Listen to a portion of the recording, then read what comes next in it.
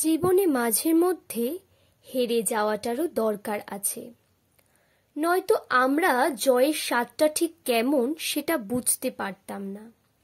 যার কোনো হার নেই তার জয়ের তৃপ্তিও নেই। অনেক চেষ্টা করার পরও যদি তুমি হেরে যাও তখন নিজেকে ছোট ভাবতে নেই। তখন এটা ভেবে নিও হয়তো এর থেকেও বড় জয় তোমার জন্য অপেক্ষা করছে।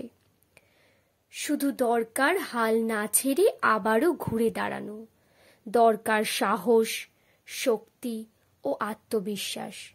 জন্মের পরই আমরা হাঁটতে কিন্তু পারি না। প্রথম বসা শিখতে হয়, তারপর দাঁড়াতে শিখতে হয়, তারপর হাঁটতে গিয়ে বারবার হোঁচট খেয়ে খেয়ে আমরা হাঁটতে শিখে যাই। জীবনটাও ঠিক তেমন। কয়েকবার ধাক্কা না খেলে সফলতার সিঁড়ি তুমি স্পর্শ করতে পারবে না। সুইমিং পুলে না নেমেই যদি তাকিয়ে সাঁতার শেখার বাহানা ধরো তাহলে তোমার আর সাঁতার শেখা হবে না। আগে সুইমিং পুলে নামতে হবে, কয়েকবার ডুবে জল খেতে হবে, তারপর তুমি আস্তে আস্তে সাঁতার শিখতে পারবে।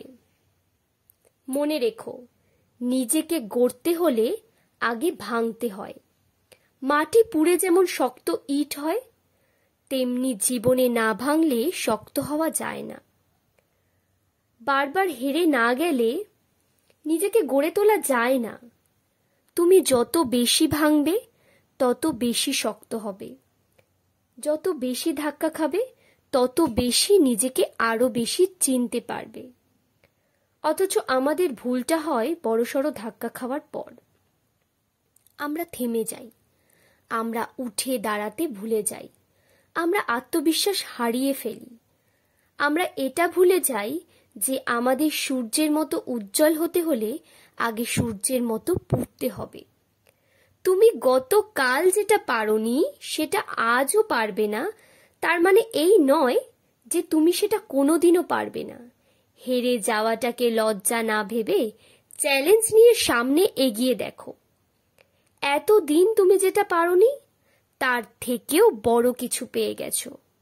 তুমি চেষ্টা করেও বারবার ব্যর্থ হয়ে যাচ্ছ, তার মানে তুমি সঠিক পথেই আছো।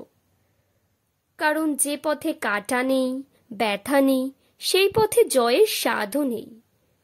হিমালয় পর্বতের চূড়া দেখে তোমার পা কাঁপবে, কিন্তু একবার চূড়ায় উঠে যেতে পারলেই দেখবে পৃথিবীটাই তোমার, শুধু তোমার।